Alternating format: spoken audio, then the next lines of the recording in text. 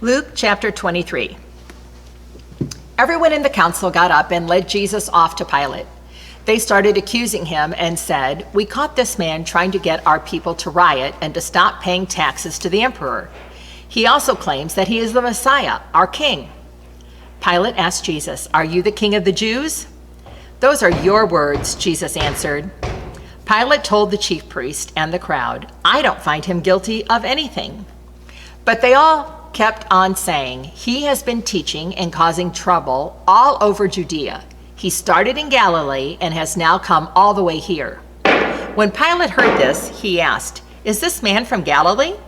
After Pilate learned that Jesus came from the region ruled by Herod, he sent him to Herod, who was in Jerusalem at that time. For a long time, Herod had wanted to see Jesus and was very happy because he finally had his chance. He had heard many things about Jesus and hoped to see him work a miracle.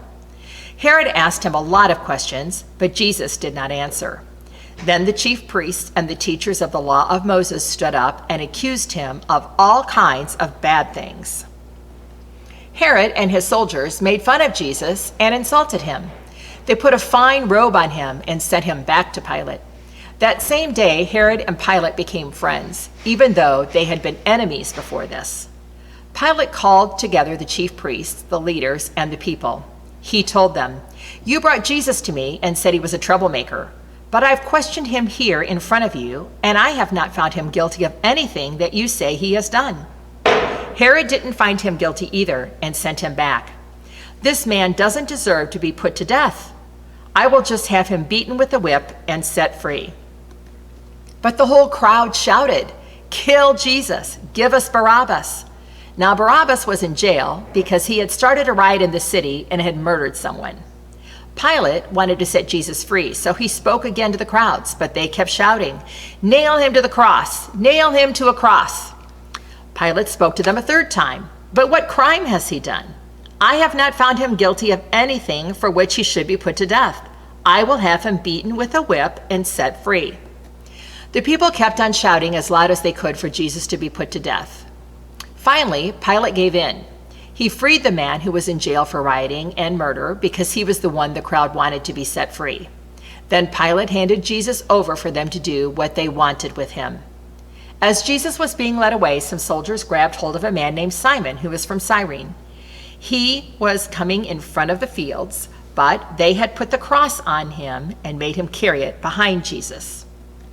A large crowd was following Jesus, and in the crowd, a lot of women were crying and weeping for him. Jesus turned to the women and said, "Women of Jerusalem, do not cry for me. Cry for yourselves and for your children. Someday people will say, 'Women who never had children are really fortunate.'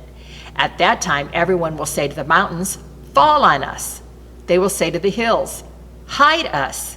If this can happen when the wood is green, what do you think that will happen when it is dry?" 2 criminals were let out to be put to death with Jesus. When the soldiers came to the place called the Skull, they nailed Jesus to a cross. They also nailed 2 criminals to crosses, one on each side of Jesus. Jesus said, "Father, forgive these people. They don't know what they're doing." While the crowd stood there watching Jesus, the soldiers gambled for his clothes. The leaders insulted him by saying, "He saved others. Now he should save himself if he really is God's chosen Messiah."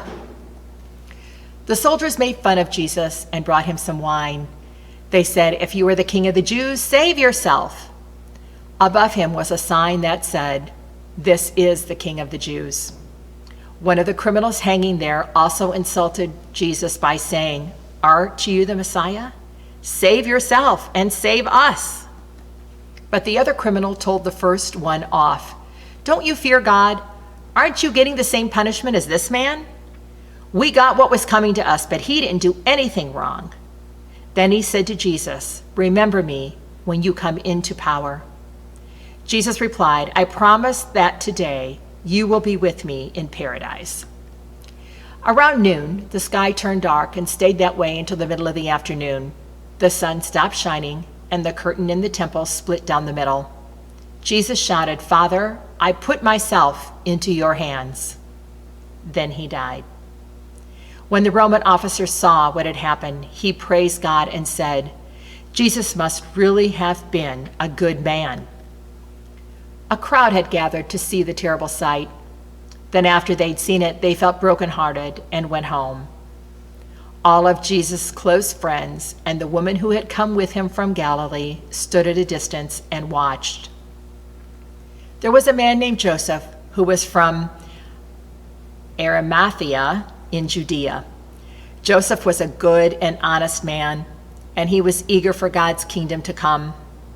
He was also a member of the council, but he did not agree with what they had decided. Joseph went to Pilate and asked for Jesus' body. He took the body down from the cross and he wrapped it in fine cloth. Then he put it in a tomb that had been cut out of solid rock and had never been used. It was Friday, and the Sabbath was about to begin. The women who had come with Jesus from Galilee followed Joseph and watched how Jesus' body was placed in the tomb. Then they went to prepare some sweet-smelling spices for his burial. But on the Sabbath they rested, as the law of Moses commands.